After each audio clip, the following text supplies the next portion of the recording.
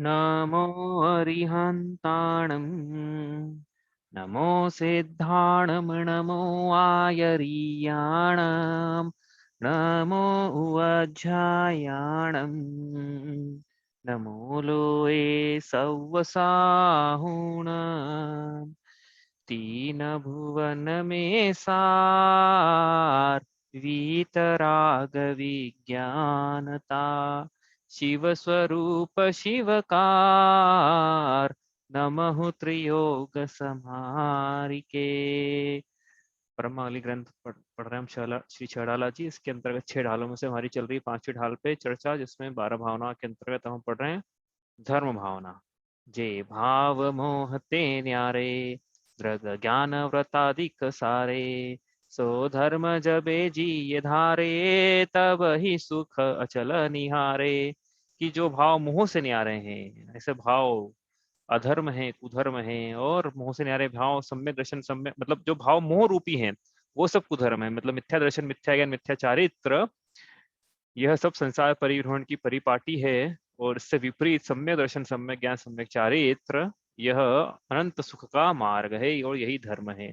ऐसा धर्म जब जीव धारण करता है तब ही उसे सुख होता है। तो तभी के दो मतलब में निकाल सकते हैं। पहला मतलब तो ये निकाल सकते हैं यहाँ से कि बिना सम्यक दर्शन, बिना सम्यक ज्ञान, बिना सम्यक चारित्र के सुख की प्राप्ति नहीं होगी। ठीक है, तो ये होगा तो ही होगा necessary and sufficient condition to get absolute bliss. What is the necessary and sufficient condition?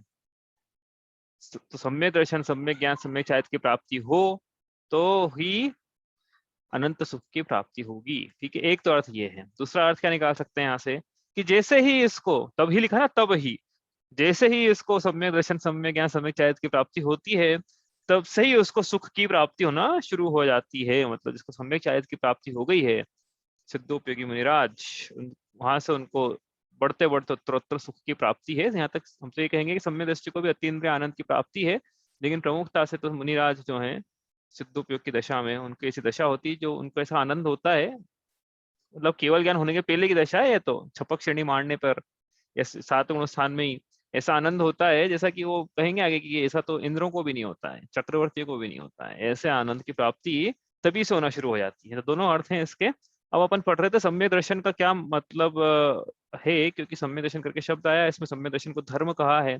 सम्यक दर्शन किसे कहते हैं? हमने देखा परद्रव्यों से भिन्न आप में, परद्रव्य भिन्न आप में रुचि सम्यक तो भला है। फिर सम्यक दर्शन ये साध्य है तो इसका साधन बनता है तत्वार श्रद्धानम। और फिर ये तत्वा श्रद्धानम का भी एक साध्य है तो इसका साधन बनता है श्रद्धानम परमार्थानाम आप तागम तपोभृताम। पंक्ति लिखी है सामने, देव जिनेन्द्र गुरु परिग्रह धर्म दया जुत्सारो। अब इसके बाद हम पढ़ रहे थे कि ये जो सम्यक दर्शन है 8 अंगों से मिलकर बना होता है। हमने 8 अंग पढ़ लिए थे इसके। अब हम पढ़ रहे थे कि ये इसमें कौन कौन से 8 दोष नहीं पाए जाते हैं। तो ये पंक्ति हम पढ़ते हैं। इन गुणते विपरीत दोष वसुत इनको सतत कृपावे। इन 8 अंगों से विपरीत जो 8 दोष हैं वो सम्यक दृष्टि को नहीं होना चाहिए। यदि हमें दोष पाए जा रहे हैं तो हमें दूसरों के दोषों को नहीं देखना है, स्वयं के दोषों को देखना है कि हमें पाए जा रहे हैं क्या ये दोष। यदि पाए जा रहे हैं तो सम्यक दर्शन उत्पन्न नहीं होने देंगे, और यदि सम्यक दर्शन उत्पन्न पहले से ही है और ये दोष लगे हैं बाद में तो ये सम्यक दर्शन को नष्ट कर देंगे यदि इनको जल्दी से जल्दी हटाया नहीं गया। ठीक है, अब इसमें हम पढ़ रहे थे 4 पढ़ लिए थे हमने, है ना। हाँ, हम पढ़ रहे थे दोष। हाँ, ये यहाँ पे लिखे थे, ये रहे। तो हमने 4 पढ़ लिए थे। अब हम पढ़ रहे हैं अनुगुहन। ठीक है, ऊपर के 4 पढ़ लिए थे, शंका, कांक्षा, विचिकित्सा और मूढ़ दृष्टि। इन गुणते विपरीत है ना, ये जो लेफ्ट में लिखा है ये गुण है, ये अंग है एक्चुअली। इससे विपरीत मतलब जो राइट में लिखा है, राइट साइड में जो लिखा है स्क्रीन पे, वो सब उससे विपरीत दोष हैं। ठीक है, तो उपगुहन ये सम्यक दर्शन का 5वां अंग है। क्या है उपगुहन? स्वयं शुद्धस्य मार्गस्य बालाश्रक्त जनाश्रयां वाच्यंताम यत् प्रमार्जन्ति तद्वदन्त युगुहनम, ऐसा लिखा है रत्नशावकाचार्य जी में कि ये मार्ग तो जिनेन्द्र भगवान का बतलाया मार्ग तो स्वयं ही शुद्ध है। इस पे जो जीव चलता है स्वयं शुद्ध हो जाता है। लेकिन कभी कभी ऐसा हो सकता है कि मार्ग को कठिन होता जान कोई जीव मार्ग पर चलना प्रारंभ तो करे। मतलब जीव ने मार्ग पर चलना प्रारंभ कर दिया, अनंत सुख का मार्ग था, लेकिन कठिन होता जानकर उसकी चर्या में, आचरण में, श्रद्धा ज्ञान आदि में दोष लगे, क्योंकि उसकी शक्ति नहीं थी इस मार्ग को चलने की, लेकिन फिर भी उसने सिर्फ इसलिए चलना चाहा कि इतना अनंत सुख का मार्ग है। तो ऐसा होने से हो सकता है कि वो अपनी चर्या में दोष लगाए। कोई मुनिराज है, हाँ, पहले श्रद्धान तो है उनका टिका हुआ, श्रद्धान अच्छा अच्छा है, लेकिन फिर ऐसा हो सकता है तो ये बहुत प्रकार से चलायमान हो सकता है, जो श्रद्धान में हो चलायमान, चारित्र में हो चलायमान, या दोनों में ही चलायमान हो जाए। तो अपन यहाँ पर उदाहरण ले रहे हैं, उदाहरण के लिए कि श्रद्धान में तो ठीक ठाक बना हुआ है, लेकिन चारित्र में चलायमान हो, ऐसा हो सकता है। क्यों? क्योंकि इनकी शक्ति नहीं है ऐसी। शीत आदि की जैसे परीक्षा सेना 22 परीक्षा पढ़ेंगे, शक्ति नहीं है, तो क्या करें फिर? तो फिर वो चलायमान हो जाए तो क्या करना फिर? तो उनका स्थितिकरण वगैरह पढ़ लिया हमने। अब क्या करना है कि ऐसा कोई दोष दिख जाए तो पहले तो दोष लगने नहीं देना, दोष लगे तो उनको हटाने का प्रयास करना जल्दी से जल्दी। और यदि नहीं हट रहे हो, टाइम लग रहा हो, तो कम से कम उसको फेलने ना देना। यदि फेल रहे हो तो उसको सही बात से वापस जमाना उस बात को। ये है उपगुहन। इतना ही नहीं है कि बस हम दोषों को ढकेंगे। तो अपने दोषों, अपने गुणों की प्रशंसा न करके, पर जो स्वाधर्मी है, जो धर्म के मार्ग पे लगे हुए हैं, जो कि आदर्श हैं, धर्म के नाम पे इनका नाम लिया जाता है, नहीं भी आदर्श हो, कोई साधर्मी सामान्य साधर्मी हो, यदि वो मंदिर ही आता है रोज, तो उसकी धर्म से रिलेटेड चर्या में यदि कोई दोष लग रहा हो, तो हमें उसको फैलाना नहीं है बात को, उसको तो उल्टा ढकना है। यदि नहीं ढक रहा है ये जीव, तो इसका मतलब अनुपगुहन किया है इसने। तो क्या है अनुपगुहन की? क्या है अनुपगुहन की? कुछ जो उनके दोषों को फैला देना जगत में। वो चाहे दोष सही भी हो सकते हैं या गलत भी हो सकते हैं, कैसे भी हो सकते हैं। हो सकता है कि वो मन से फैला रहा हो। तो ये सब अनुपगुहन है, तो इससे हमें बचना है, हमें दोषों को फैलाना नहीं है।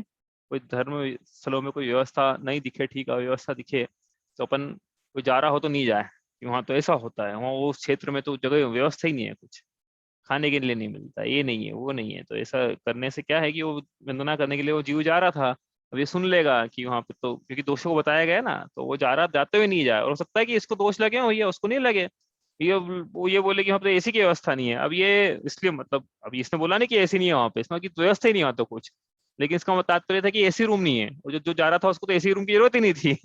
तो फिर ये सब उल्टा सीधा काम हो जाए। इसलिए क्या है, तो ये स्वयं जाओ, स्वयं देखो क्या है क्या नहीं है। और अपने को क्या, तीर्थ स्थानों पर जा रहे हैं तो क्या भोगने के लिए थोड़ी जा रहे हैं, तो वंदना करने के लिए जा रहे हैं। ये नहीं, वो अपना टॉपिक नहीं है, आगे चलते हैं यहाँ से। अब ये हो गया उपगुहन और अनुपगुहन। इसके बाद अगला अंग है सम्यक दर्शन का स्थितिकरण। क्या है स्थितिकरण? दर्शनाचारणाद्वापि चलिताम धर्म वत्सले प्रत्यस्थापनम प्राज्ञे स्थितिकरण मुच्यते, ऐसा लिखा है रत्नकर शाकाचार्य जी में। कामादिक कर वृष्टे चिकते निज पर को सुदिढ़ावे, कि किसी कारण से, किसी भी कारण से कोई जीव पहले तो धर्म में स्थित था, लेकिन बाद में धर्म से चलायमान होने लगा, या पहले से चलित था, तो उसको पुनः कैसे भी करके, हाँ, धन से, आजीविका की व्यवस्था करके, औषधि की व्यवस्था करके, उपदेश से, कैसे भी करके उसको वापस पुनः धर्म में स्थित करना, यह स्थितिकरण नाम का सम्यक दर्शन का छठा अंग है। ठीक है, ये तो स्थितिकरण है। तो इससे विपरीत क्या हुआ? अस्थितिकरण। अस्थितिकरण क्या है कि पहले से ही जीव धर्म में स्थित था, अब ये पहुंच गए साहब अपना ज्ञान का मद लेते। ठीक, फिर क्या है? अरे क्या तुम अभी से सुबह सुबह मंदिर जाते हो, कोई काम नहीं किया तुमको करने के? क्या अभी से रात्रि भोजन का तुमने त्याग कर दिया? क्या तुम जमीकन, क्या तुम दिन भर शास्त्र स्वाध्याय में लगे रहते हो? क्या तुम मुनिराजों के लिए वैया वृत्ति करते हो, उनके लिए चौके आदि की व्यवस्था करते हो? और कोई काम नहीं किया तुम्हारे पास? तो ये जीव पहले से धर्म में स्थित था, ये आया दूसरे कोई, उन्होंने उस जीव को धर्म से अस्थित कर दिया। अस्थित कर दिया मतलब कि धर्म के मार्ग से विचलित कर दिया, चलित कर दिया। वो हो नहीं हो अलग बात है, लेकिन ये हमें ऐसा पाया जा रहा है कि कोई दीक्षा लेने जाए और अपन टोक दें कि कहाँ तुम पंचम काल में, तो ये हमने उसका अस्थितिकरण कर दिया। कोई भी हो फिर वो, हाँ, अपना पुत्र ही क्यों ना हो, यदि वो दीक्षा लेने जा रहा है और हमने उसको रोक दिया, तो उसका धर्म से अस्थितिकरण कर दिया हमने। ध्यान रखना है, बात बड़ी गंभीर बात। आगे चलें। वात्सल्य। वात्सल्य क्या है? स्वयुत्थान प्रति सद्भाव सनाथापेत केतवा प्रतिपत्रिथा योग्यम वात्सल्यम अभिलभ्यते। क्या है वात्सल्य? कि अब साधर्मियों के प्रति प्रतिपत्तिता योग्यम, योग्य जैसा उनका पद है, उनकी गरिमा है, उनके अनुसार से उनका आदर करना, उसे निस्वार्थ प्रीति का भाव होना, यह वात्सल्य नाम का सातवां अंग सम्यक दर्शन का। सम्यक दृष्टि जीव को अन्य सम्यक दृष्टियों से या अन्य उसी मार्ग के अनुयायियों से प्रीति का भाव होता है। ऐसा नहीं कि अपने अपने कुटुंबियों से होता है। कोई भी साधर्मी मंदिर में आता है, यदि वो जिनेन्द्र भगवान के मंदिर में आता है, तो उसे साधर्मी से बड़ा वात्सल्य का भाव होना चाहिए सम्यक दृष्टि जीव को। हाँ, तो और सिर्फ साधर्मी अब क्या, अलग अलग प्रकार के, जैसे क्या है कि कोई देवशास्त्र गुरु का उपासक ही है, कोई सम्यक दृष्टि है, कोई प्रतिमाधारी, कोई मुनिराज है, कोई आर्यिका माता, ये लग छुल्लग जी। तो जैसा वो है उसके उनके अनुसार उनका आदर सत्कार किया जाता है। मुनिराज का आदर सत्कार उदाहरण के लिए करना है तो नमोस्तु, माता जी का करना है तो वन्नामी, इलेक्ट झुल्ली की इच्छामी, कोई दूसरा कोई साधर्मी जय जिनेन्द्र करके सबका। तो ये इस प्रकार से जो जैसे उनकी गरिमा है उस प्रकार से सत्कार सत्कार करना, ये वात्सल्य नाम का अंग है। अवात्सल्य क्या है? अवात्सल्य बहुत सारी चीजें हैं। कैसा नहीं होना, अब कैसा नहीं होना, क्या वात्सल्य तो पाया जा रहा है लेकिन निस्वार्थ नहीं पाया जा रहा है, स्वार्थ है उसमें। क्योंकि हम अभी नए नए आए हैं शहर में, हमारी लड़की है, उसकी शादी करना है हमको, अब जैन समाज में करना है। अब नहीं जाएंगे, यदि वहां से मेल जोल नहीं बढ़ाएंगे तो लड़की की शादी नहीं होगी। हमारा लड़का है, उसकी नौकरी कर की व्यवस्था करनी है हमको, तो साधन में से मिलना पड़ेगा ना कि भैया नेटवर्क, हमारे खुद का ही बिजनेस है, हम नहीं जाएंगे। और नहीं, चलो अर्थोपार्जन के नहीं, लेकिन हमको लोगों से मिलना पसंद है, हम उनके घर जाएंगे, वो हमको बुलाएंगे, तो हमारा सोशलाइजेशन बढ़ेगा कि हाँ, ये इस प्रकार, इस कारण से तो ये निस्वार्थ नहीं रहा फिर। हाँ, इसमें स्वार्थ आ गया पीछे की, लौकिक प्रयोजन है कुछ इसके पीछे, कोई भी लौकिक प्रयोजन हो, तो ये अवात्सल्य है। या फिर द्वेष का ही भाव होना साधर्मियों से, अरे ये तो दूध से अभिषेक करते हैं, ये तो फूल से पूजा करते हैं, ये मुनिराज जो है ना ये बढ़ावा देते हैं, तो ये क्या है? साधर्मियों से अवात्सल्य है। किसी भी पंथ के हो, वात्सल्य का भाव होना चाहिए। जिनेन्द्र दिगंबरों की बोल रहे हैं भैया, श्वेतांबरों से द्वेष का हो तो द्वेष का नहीं, माध्यस्थ का भाव रखना है अपने को। दिगंबरों की बात कर रहे हैं यहाँ पे, कुंद कुंद नामनाएं के मानने वाले लोग, आपस में वात्सल्य का भाव होना चाहिए। किसी भी पंथ के हों, किसी भी संप्रदाय के हों, उनकी पूजा जो भी अंतर पूजा पद्धति का है मुख्यता से, बाकी कोई ऐसा अंतर नहीं है कि अपन देश की भाव रखने लग जाए किसी से। हाँ, तो ये नहीं होना, वात्सल्य नहीं होना, ये अवात्सल्य का नाम का दोष है। 25 दोष पढ़ रहे हैं हम, उसमें से 8 दोष में से 7 दोष हो गए हमारे। 8वां दोष है प्रभावना। प्रभावना क्या है? अज्ञान तिमिर व्याप्तिम अप्राकृत यथायथम जिन शासन महात्म्य प्रकाश स्यात् प्रभावना, कि जो जीव अज्ञान रूपी अंधकार में डूबा हुआ है, उस पर उसके अंधकार को हटाने के लिए जिन शासन का इस प्रकार से योग्य रीति से महात्म्य प्रकटाना, कि वह जिनेन्द्र भगवान के बताए हुए मार्ग पर लगकर स्वयं अपने दुखों को दूर करे। ये प्रभावना नाम का सम्यक दर्शन का 8वां अंग है, प्रभावना। और अप्रभावना क्या है? क्या है अप्रभावना? सरने में हमारा जैन ट्रेन में सफर करें और रात्रि भोजन करते हुए दिख जाएं। हमसे बोल चुके हैं, बहुत सारे लोग बोल चुके हैं। हमने एक बार कंपनी में काम कर रहे थे, तो एक मुस्लिम लड़की थी, तो वो उसको पता, मतलब कुछ नॉनवेज चर्चा हुई, तो मैंने बोला मैं तो वेजिटेरियन हूँ। तो बोले क्यों वेजिटेरियन हूँ? मैं जैन हूँ। तो वो बोल, तो क्या बोलती पता है, आजकल तो जैन लोग भी नॉनवेज खाते हैं, यूँ बोलती है मेरे को। और हमने खुद ने देखा जैनियों को नॉनवेज खाते हैं, मैं क्या बताऊँ आपको। तो ये क्या करा इन लोगों ने? धर्म की अप्रभावना कर दी। इनको इतना अच्छा कुल मिला, उन्होंने कुल पे कलंक साबित हो गए ये सब। तो ऐसा अपने साथ नहीं हो जाए, आपको दूसरों को नहीं देखना है। तो हम कहीं जाए और कहीं जाके, ला हम, मैं तो जैन हूँ लेकिन इनको सब चलता है साहब, है ना ऐसे लेने वाले। जाते हैं रेस्टोरेंट में, अब जाना चाहिए कि नहीं वाला प्रसंग है, लेकिन ये चले गए। अब जाके अपन ने जैन थाली मंगाई, दूसरा अपना मित्र था, बोले हमको तो सब चलता है साहब। तो उसने, हमें जैन हुई यद्यपि, लेकिन वो सब चलता है, तो क्या है? अप्रभावना हुई। अब वो जो जो बोल रहा है इसको सब चलता है ना, उसको सब चलता है ऐसा वो बोल रहा है, तो वो रात्रि भोजन, जमीकन भक्षण, हाँ, बहु स्थावर घात, इसका जब फल नरकों में मिलेगा तो उसको वो भी चलेगा। इस कहने का मतलब ये था उसका कि मैं इसके फल में मुझे दुर्गति प्राप्त होगी, वो दुर्गति भी चलेगी। समझ में आ गई बात? तो ये क्या है? अप्रभावना अपने कारण से नहीं हो जाए, ये ध्यान रखना। बात सुमत प्रकाश जी ने बोला था एक बार क्लास में कि देखो, पंचम काल में जिनेन्द्र भगवान के शासन की अवनति होना निश्चित है। भगवान की वाणी में आया, चंद्रगुप्त के स्वप्न में आया कि भाई ये तो धीरे धीरे करके धर्म की हानि होना है, छठे काल तक खत्म ही हो जाएगा। छठे काल के स्टार्टिंग में, पंचम काल धीरे धीरे धीरे करके, एकदम से खत्म थोड़ी होगा धीरे धीरे करके ह्रास होता है ना किसी भी चीज का, तो अवनति होना निश्चित है। तो अब क्या करें? तो एक बात का हम ध्यान रखें, सुमत प्रकाश जी के शब्द है, पंडित नाम सुनोगा, बाल ब्रह्मचारी पंडित श्री सुमत प्रकाश जी। उन्होंने बोला कि देखो एक बात का ध्यान रखना कि ये अवनति हो, इसको हम बदल तो सकते नहीं है, लेकिन इतना जरूर हम कर सकते हैं कि इस अवनति में हम कारण न बने, हम निमित्त न बने, हमारे कारण अप्रभावना ना हो जाए धर्म की। ऐसा नहीं हो जाए कि हम कहने के लिए जैन कहलाएं और बाद में फिर कहीं जाके ऐसी ऐसी ऐसी मतलब चोरी करें उदाहरण के लिए, या कुशील सेवन करें, या हिंसा आदि के कार्यों में हिंसा की अनुमोदना कर दें। ऐसा नहीं है। जीनियों की तो वाणी में संयम है, जीनियों की तो वाणी में हित मित प्रिय वचन होते हैं। ऐसा पढ़ा आपने अणुव्रत में, अहिंसा सत्यानुव्रत में। तो ये सब प्रकार से ध्यान रखना है कि हम अपने आप को जैन कहला रहे हैं, यदि कहले रहे ना जैन कुल में उत्पन्न हुए हैं, तो अप्रभावना ना हो जाए। यदि होती है तो धर्म की तो अप्रभावना हुई है, उस कारण से ये इसके सम्यक दर्शन में प्रकट नहीं होगा है, क्योंकि ये दूर चला गया सम्यक दर्शन से। धर्म को इसने कलंकित कर दिया है, तो ये अपने आत्मा को कैसे कलंक रहित करेगा हाँ, जो मार्क था उसी पे इसने कलंक लगा दिया है, तो मार्क पे किससे फिर आगे बढ़ेगा ये। हाँ, तो इस प्रकार से ये 8 दोष हमने पढ़े हैं। चलिए अब आगे पढ़ते हैं।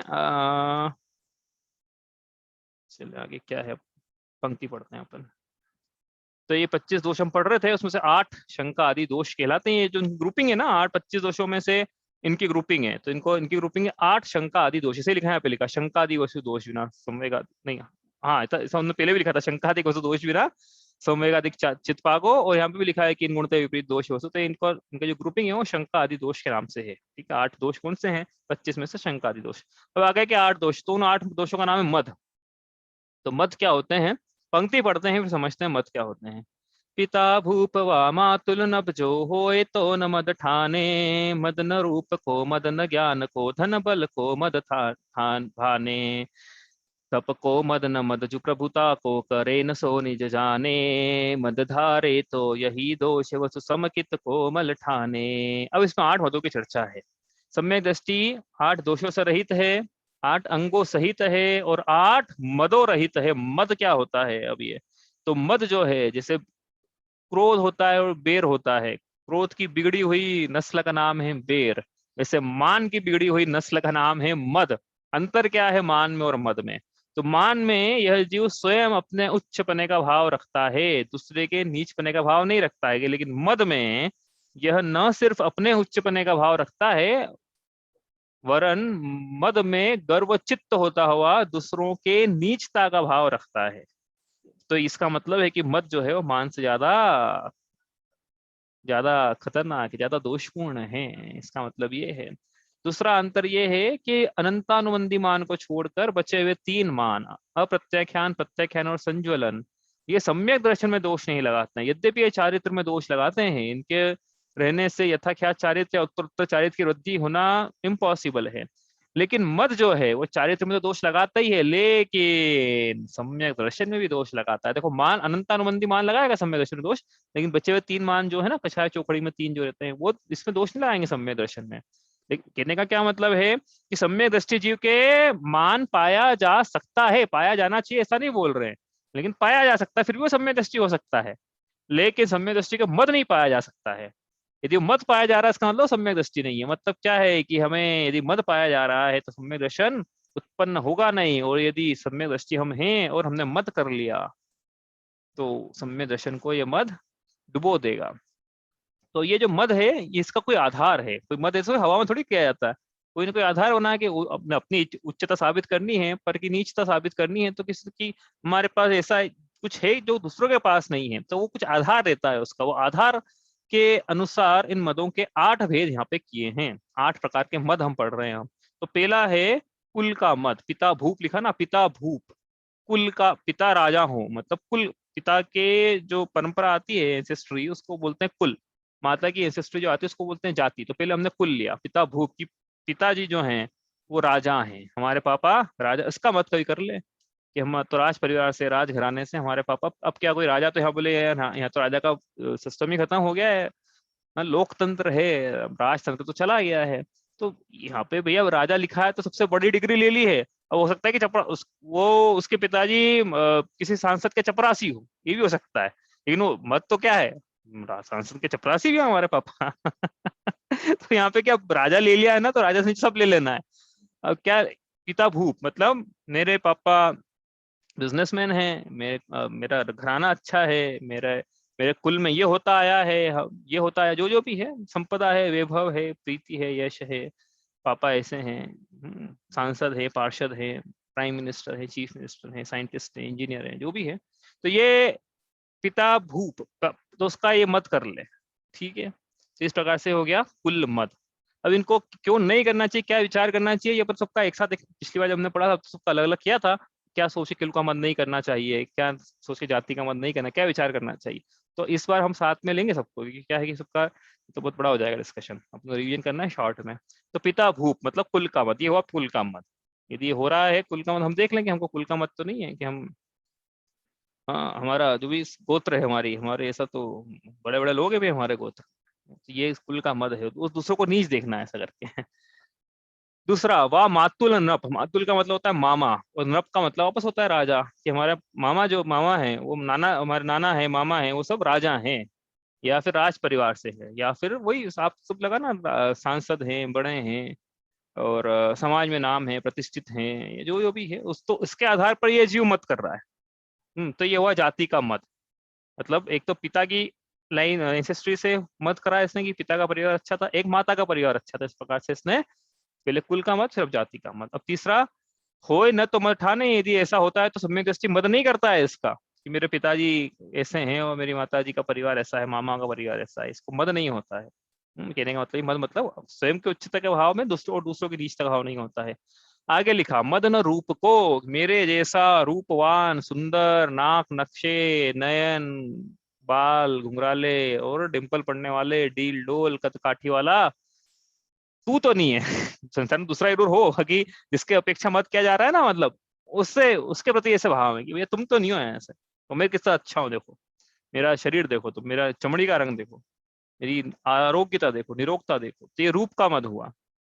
मतलब क्या है, कोई ना कोई आधार के नाम पे मत होता है, तो इसने रूप का मत कर लिया। आप 24 घंटे क्या करेगा अपन देखेंगे बाद में एक साथ, रूप के मत वाला क्या करेगा 24 घंटे। देखना आप क्या करेगा। चलो, पिछली बार करा था अपन ने मद न रूप को, फिर लिखा मद न ज्ञान को, कि मेरा जैसा लौकिक शिक्षा या धार्मिक शिक्षा संसार में अन्यत्र नहीं, मेरे जैसा लॉजिक किसी के नहीं है संसार में।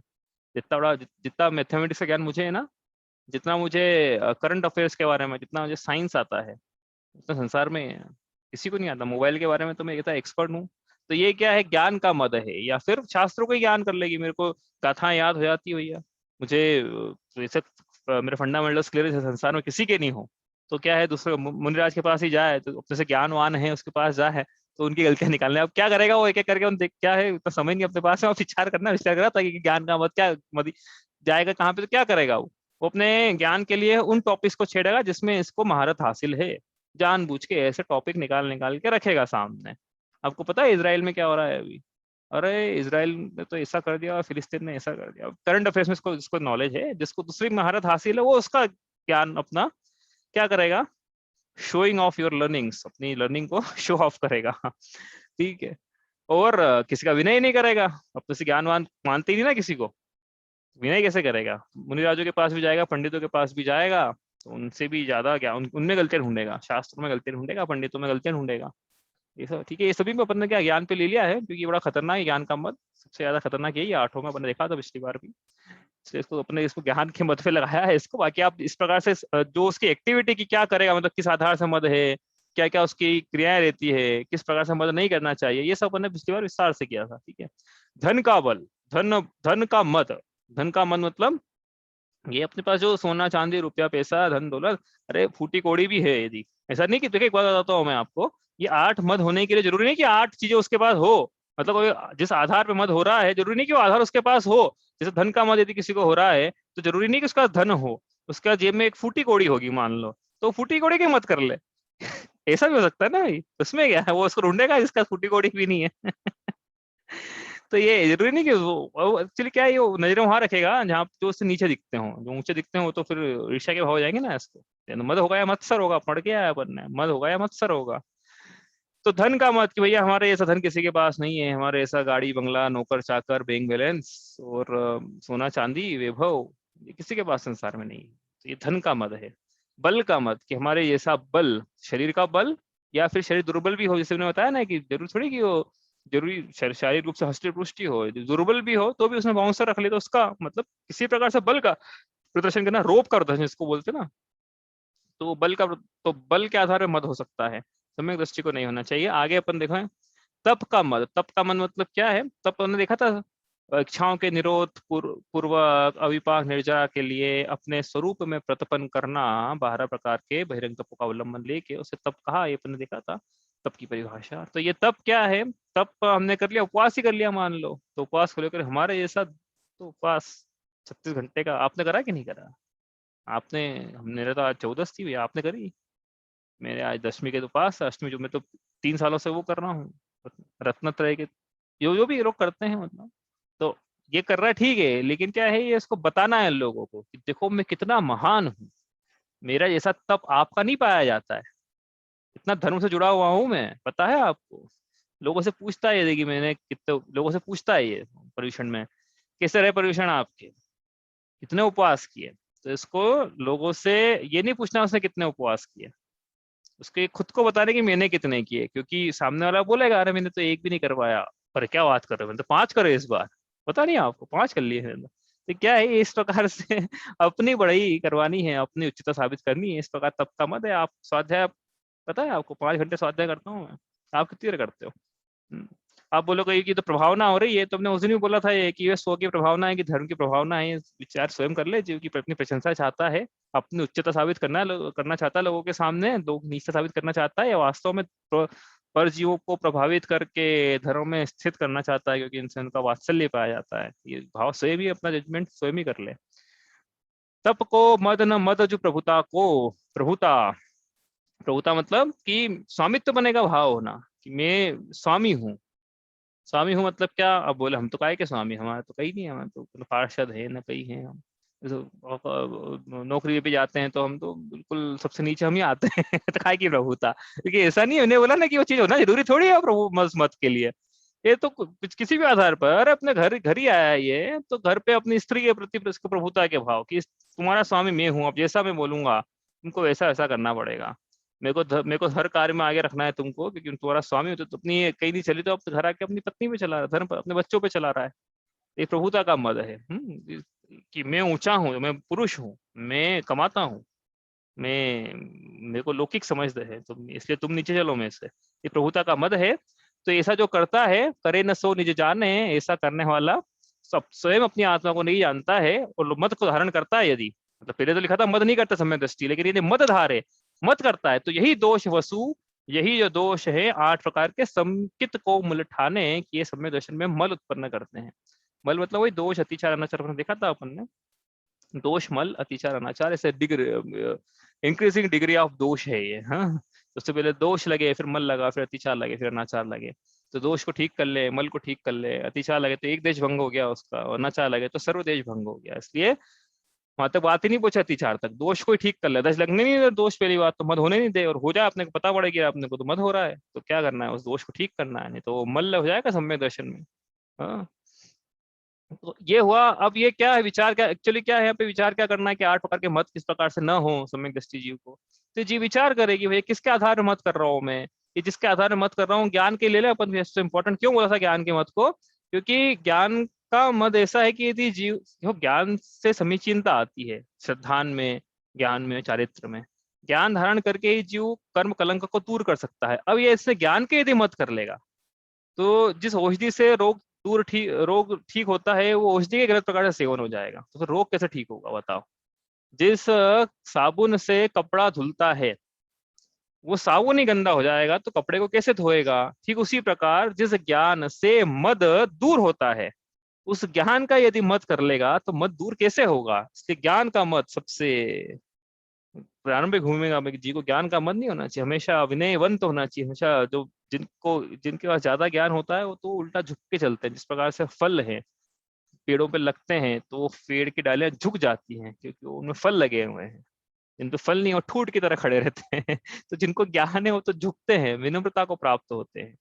तो ये जीव को क्या विचार करना है ज्ञान को लेके, पर ज्ञान पे लगा रहे भैया, वो 8 पे आप लगाना, जैसे ज्ञान पे मैं कर रहा हूँ, एनालिसिस कर रहे हैं यहाँ पे क्या क्या सोच के ज्ञान का मन नहीं होना चाहिए, जैसे आप 8 पे अपने किया था पिछली बार।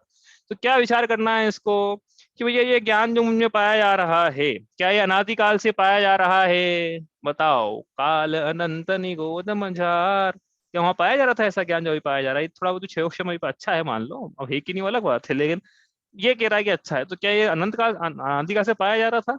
बताओ, क्या अनंत काल तक पाया जाएगा यदि सम्यक दर्शन छूट गया तो, यदि केवल ज्ञान नहीं हुआ तो? हम्म ये विचार कर रहे हैं कि भैया।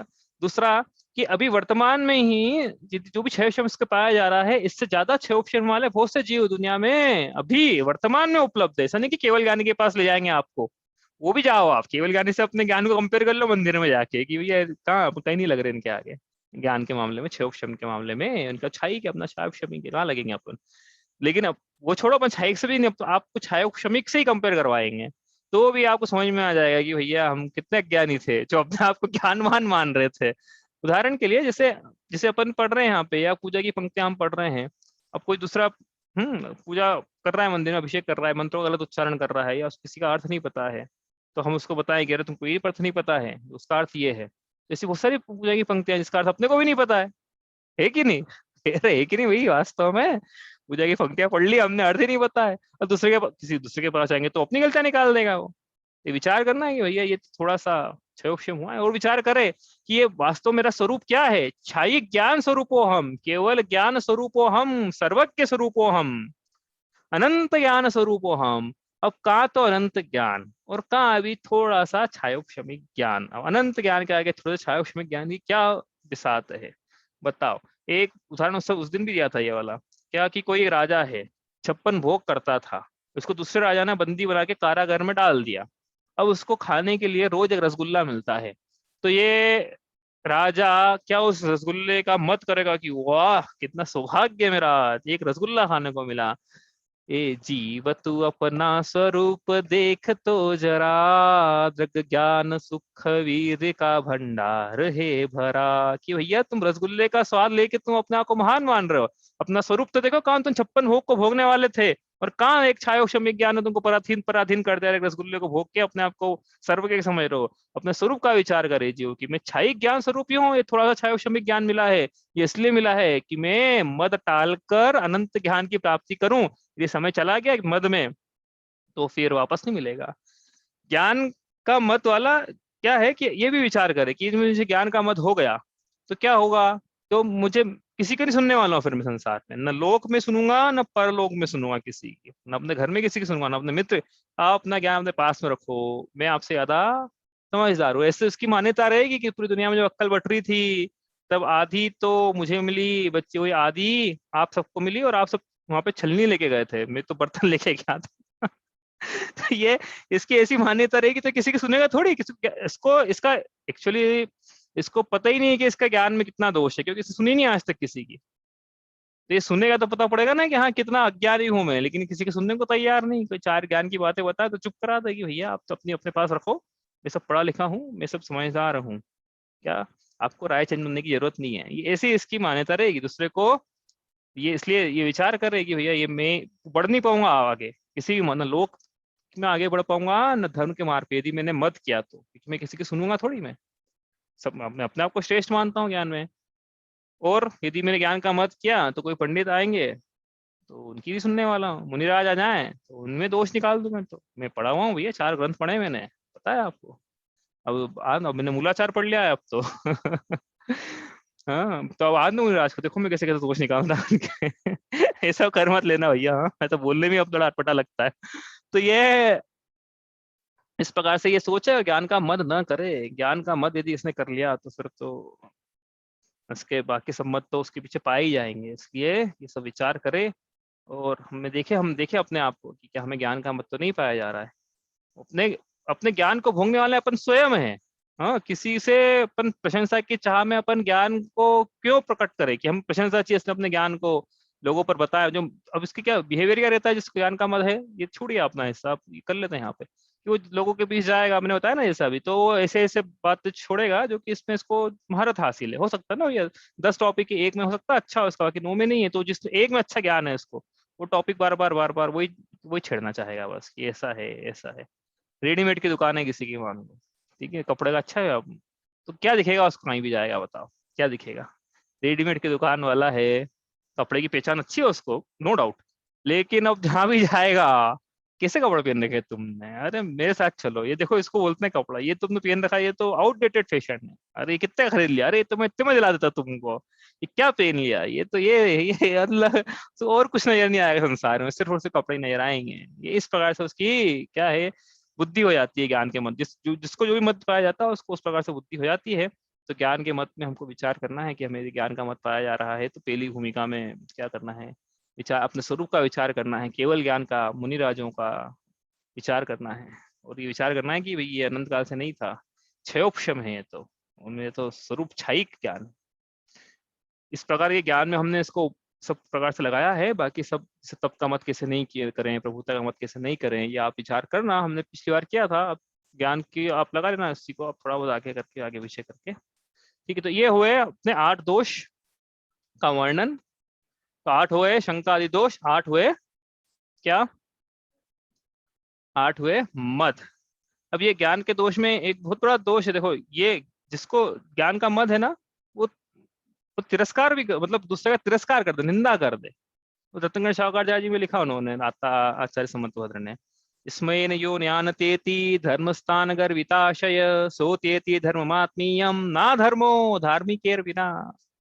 कि जिस प्रकार ईमानदारी ईमानदार व्यक्ति में ही पाई जाती है, उसके अलावा संसार में ईमानदारी अन्यत्र कहीं देखने को नहीं मिलेगी। ईमानदारी ईमानदार व्यक्ति के पास ही मिलेगी। ठीक उसी प्रकार धर्म भी धर्मी के पास ही मिलेगा। संसार में अन्यत्र कहीं धर्म देखने को नहीं मिलेगा। जो जीव धर्मी है, जिसमें सम्यक दर्शन ज्ञान चारित्र जिसके आत्मा में प्रकट है, उनकी सभी चिंता वही धर्म देखने को मिलेगा। लेकिन यह जीव मद में, ज्ञान मद में गर्वचित्त होता हुआ यदि ऐसे धर्मियों का तिरस्कार करता है, तो वास्तव में वो अपनी आत्मा का ही तिरस्कार करता है। क्यों? क्योंकि उदाहरण के लिए यदि ज्ञान का इसको मद है और मुनि राजों के तिरस्कार के, अपमान की, निंदा के वचन इसने किए, इसका मतलब है कि मुनि राजों के जब रत्नत्रय इसको दिखाई नहीं दे रहे हैं, तो अपनी आत्मा के रत्नत्रय इसको कैसे दिखाई देंगे? साक्षात जिन्होंने सम्यक चारित्र धारण किया है, दीक्षा धारण करी है, जो रत्नत्रय के धारी साक्षात सामने दिख रहे हैं, जो वहां इसको ये 3 रत्न नहीं दिख रहे हैं, तो अपनी आत्मा में बिना दीक्षा लिए रत्न कैसे दिखेंगे? इसलिए ये उनका तिरस्कार नहीं है, ये अपनी आत्मा का तिरस्कार है। यदि कोई ज्ञान के मद में पर की निंदा करता है, तो ये उस व्यक्ति का निंदा नहीं है, ये अपनी आत्मा की निंदा है, स्वयं की निंदा है, स्वयं का धर्म से हटाव है, स्वयं के मोक्ष मार्ग में दोष है। इस प्रकार से अपन ने 8 शंकादि दोषों की और 8 मदों की चर्चा करी है। अब इसमें 3 मूर्ताओं और 6 नायतों का प्रसंग है। उसके बाद जो इसमें विषय थोड़ा अपन जल्दी कर लेंगे, वो हो भी जाएगा जल्दी वो। इसमें ये देखना है कि सम्यक दृष्टि जीव कहाँ उत्पन्न होता है, कहाँ नहीं होता है, बाकी तो उसकी महिमा है सब। तो जो प्रसंग बचा है वो 3 मूर्ताओं का, 6 नायतनों का, सम्यक दृष्टि कहाँ उत्पन्न होता है और सम्यक दर्शन का क्या महात्म्य है, फिर अन्य प्रेरणा दी इन्होंने ऐसे पवित्र सम्यक दर्शन को जो धारण करें। करते हैं अपन, मेरे उम्मीद से ज्यादा बड़ी हो गई ये ढाल, थोड़ी मुझको लगता है जल्दी हो जाएगी, लेकिन ठीक है, चलो जितना समय हो रहा है अपन कर रहे हैं। ठीक है, कोई प्रश्न हो आपका तो आप कल लेके आइएगा, आज समय हो गया है अपना। चलिए इतना ही करते हैं। स्याद्वादनय षट द्रव्य गुण पर्याय और प्रमाण का, जड़ कर्म चेतन बंध का, अरु कर्म के अवसान का, कह कर स्वरूप यथार्थ जग का, जो किया उपकार है उसके लिए, जिन वाणी माँ को वंदना शत बार है, वंदना शत बार है।